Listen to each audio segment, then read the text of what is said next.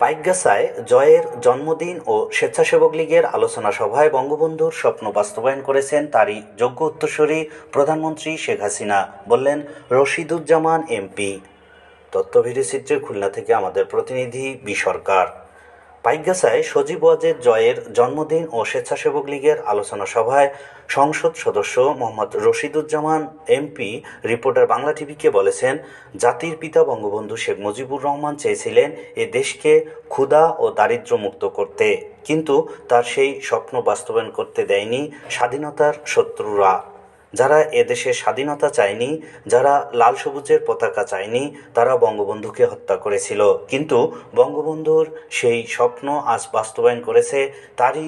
যোগ্য উত্তরসূরি প্রধানমন্ত্রী শেখ হাসিনা। তিনি দরিদ্র জনগোষ্ঠীর জন্য বিধবা ভাতা, বয়স্ক ভাতা, প্রতিবন্ধী ভাতা, মাতৃত্বকালীন ভাতা সহ বিভিন্ন প্রকারের ভাতার ব্যবস্থা করেছেন,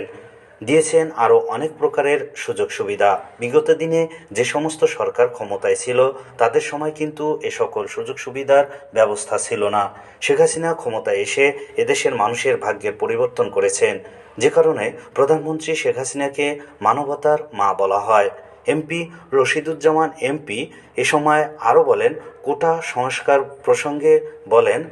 প্রধানমন্ত্রী কোটা পদ্ধতি বাতিল করে দিয়েছেন, কিন্তু কোটা আন্দোলনের কোমলমতি শিক্ষার্থীদের উপর ভর করে বিএনপি জামাত জোট এদেশের অরাজকতা সৃষ্টি করেছিল, ধ্বংস করেছে দেশের হাজার হাজার কোটি টাকার সম্পদ। বাংলাদেশকে তারা অকার্যকর রাষ্ট্রে পরিণত করতে চেয়েছিল, কিন্তু প্রধানমন্ত্রী শেখ হাসিনার দক্ষতার কারণে তারা সফল হতে পারেনি। আওয়ামী স্বেচ্ছাসেবক লীগের ৩০তম প্রতিষ্ঠাবার্ষিকী এবং প্রধানমন্ত্রী শেখ হাসিনার তথ্য ও যোগাযোগ প্রযুক্তি বিষয়ক উপদেষ্টা সজীব ওয়াজেদ জয়ের ৫৪তম জন্মদিন উপলক্ষে আলোচনা সভায় প্রধান অতিথির বক্তব্যে তিনি এসব কথা বলেন। বুধবার দুপুরে পাইকগাছা উপজেলা আওয়ামী লীগের দলীয় কার্যালয়ে সংগঠনের উপজেলা সভাপতি সাংবাদিক তৃপ্তিরঞ্জন সেন এর সভাপতিত্বে আলোচনা সভায় এমপি রশিদুজ্জামান আরও বলেন, স্বেচ্ছাসেবক লীগের প্রতিটি নেতাকর্মী বঙ্গবন্ধুর প্রকৃত সৈনিক। তাদের প্রকৃত কাজ হলো দুর্দিনের দুঃসময়ে মানুষের পাশে দাঁড়ানো, মানুষের পাশে থেকে কাজ করা। অনুষ্ঠানে বিশেষ অতিথি ছিলেন উপজেলা আওয়ামী লীগের সভাপতি ও সাবেক উপজেলা চেয়ারম্যান মোহাম্মদ আনোয়ার ইকবাল মন্টু, সিনিয়র সহসভাপতি সমীরণ সাধু, যুগ্ম সম্পাদক ও উপজেলা চেয়ারম্যান আনন্দমোহন বিশ্বাস, ইউপি চেয়ারম্যান কাজল কান্তি বিশ্বাস, উপজেলা ভাইস চেয়ারম্যান প্রভাষক আব্দুল ওয়াহাব বাবলু, জেলা স্বেচ্ছাসেবক লীগের গণযোগাযোগ ও সাংবাদিকতা বিষয়ক সম্পাদক জি এম তৈয়বুর রহমান, জেলা ছাত্রলীগের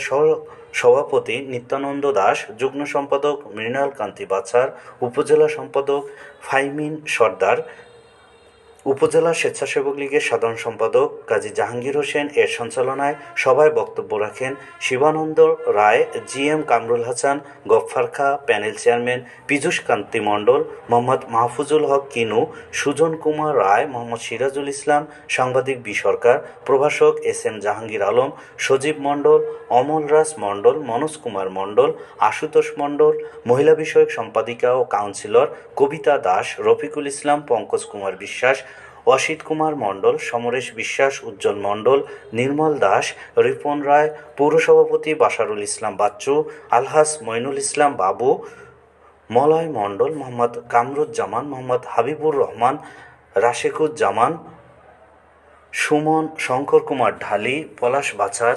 তেজেন মণ্ডল, মিরন বালা, লাবলু গোলদার, মিলন গাজী, কৃষ্ণ রায়, জাহিদ হাসান,